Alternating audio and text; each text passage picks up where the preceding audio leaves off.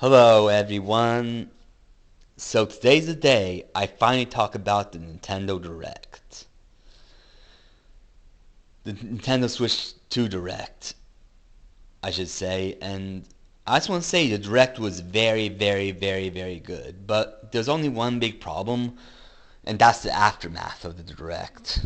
Because first of all, they didn't show prices, and I didn't really think much of it when they didn't show prices, but now that they've shown the prices, I completely understand why. Um, So, um, so first thing I'll rant about is the prices. So, basically, I'm not getting Switch 2 until there's a price cut, or it's been like a few years or something. I don't know. I mean, it's just I see that the Switch 1 is actually getting more games. So, maybe the Switch will still be my main console for a while. But anyways, um, I feel like this is Nintendo's testing us with all these money increases. Like the prompt the money increases isn't just the games that are being increased in money. It's also the controllers. It's also you also have to pay for like a certain game that should have been free. Um, what else? The camera, that's extra money. Like I think the camera should have come with it. Um, like I swear, Nintendo is nickel and diming us. And this is a test. This is a test Nintendo's greed. Like, how far can they go? They're testing us. And I want to say I really hope the system doesn't sell well until they do a price cut. Because if they do a price cut, then everything would be fine. Um, I mean, the Switch itself being $450, I don't mind because it is an because it is a good console. It's got the graphics and it's got the hardware. Like it's more powerful than PS4 definitely. Um, but anyways, um, what I have to say is, other than the pricing issues, I also want to talk about how some games have to have game key cards, and I'm just thinking like, man, whatever happened to physical? Whatever happened to the game just being on the card? Like I miss those times where I just put the game in, there's no updates. And I'm a retro gamer at heart, but I still like modern gaming. But anyways, I don't want to guilt trip anyone here, but I'm sure if Iwata was in charge, he wouldn't be this greedy. Because if we look at other things, like before the Switch came, Iwata Iwata cut the price of the Wii, a successful console. They cut the price of the Wii and did more things. Like they added bundles. I know there's a bundle for Switch 2 as well, but like they had this Nintendo Selects program um where prices were cheaper. That was really cool. And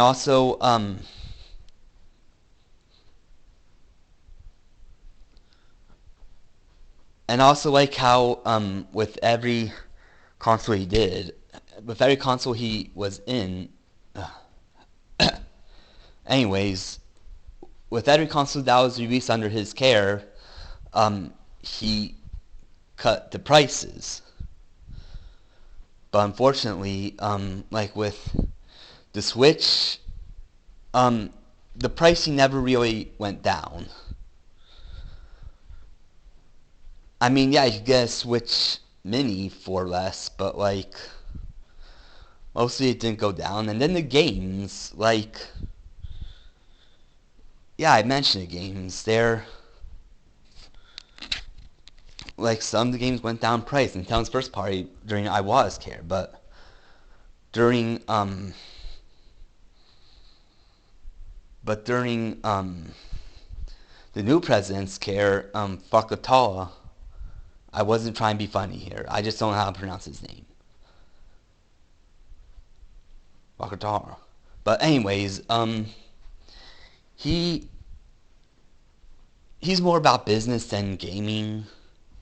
Why he puts business first then gaming. And yeah, so anyways, that's what I have to say about the pricing, like, especially how the game, how the demo game for Switch 2 is costing money.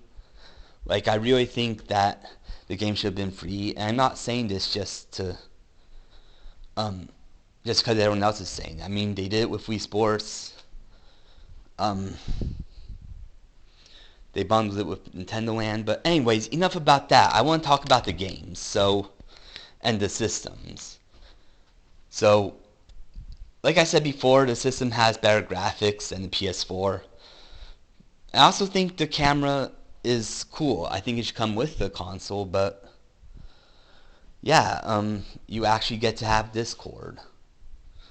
And this time, you get to use the game as a green screen. That's really cool. But anyways, with the games, I was really impressed by the lineup. I mean, Elden Ring is coming on the Switch 2. There's a Souls exclusive game. And also, yeah.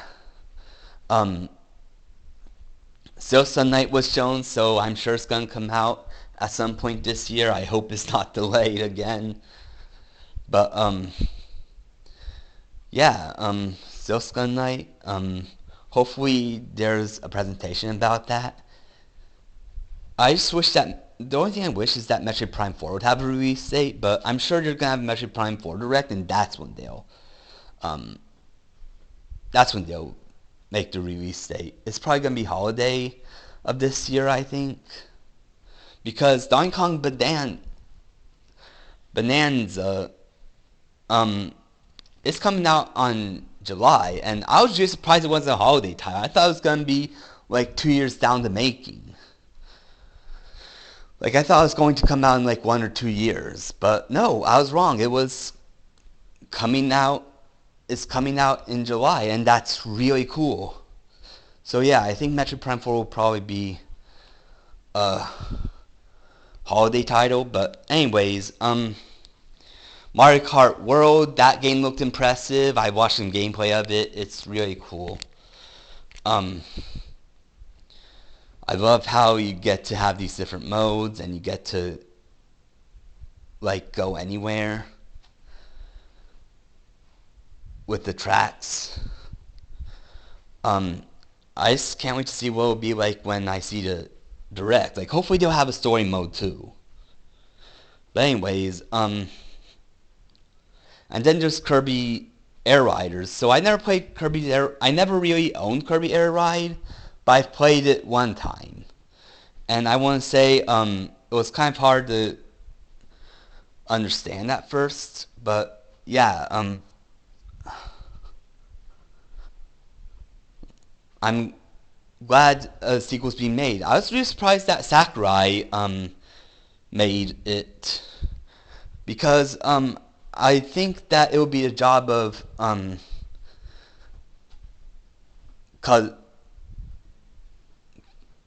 for the Shinya. Yeah, it'd be a job for Shinya because he's the director of the Kirby games, and I thought he'd be the one to make it, but hey, Sakurai made it, and hopefully that will mean that he's hopefully it'll mean that he's doing